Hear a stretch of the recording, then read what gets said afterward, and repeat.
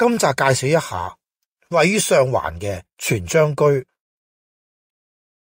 突然要安排一個飯局，有大有細，喺中上環，我即刻諗到呢度。佢係一間中式餐廳，主打係客家菜。先講下訂台，周五下晝打過去，夜晚仲有位，真係好彩。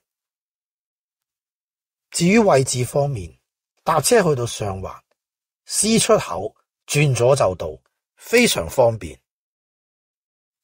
至於環境方面，入口就喺樓下，食飯要行多2層。6點鐘去到都冇咩人，但之後就爆晒棚。主點菜方面，預約嗰陣時已經留咗個冬瓜盅，再叫個4人餐，加2碗飯，6個人食啱啱好。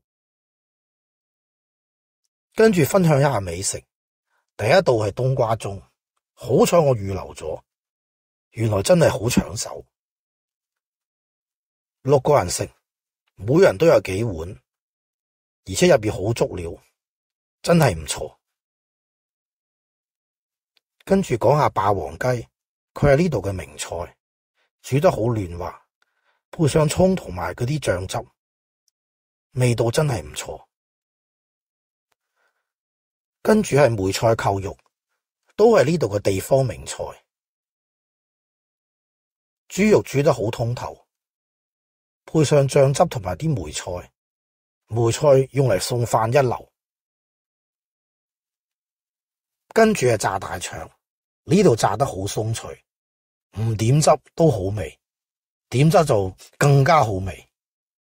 同埋要記得食佢啲蘿蔔，亦都好可口。跟住去到炸鮮奶，佢雖然係主菜，但感覺好似係甜品。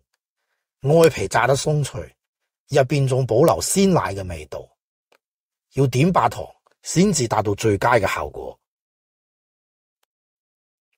之後仲有木瓜雪耳糖水、去滯同埋超薯，都幾唔錯。最後去到埋單，今餐食咗1265元。用信用卡結賬，仲可以儲埋飛行里數。臨時安排一餐飯，大家都食得好高興，我都係。其實客家菜其中一個特色係用呢個鹽煮。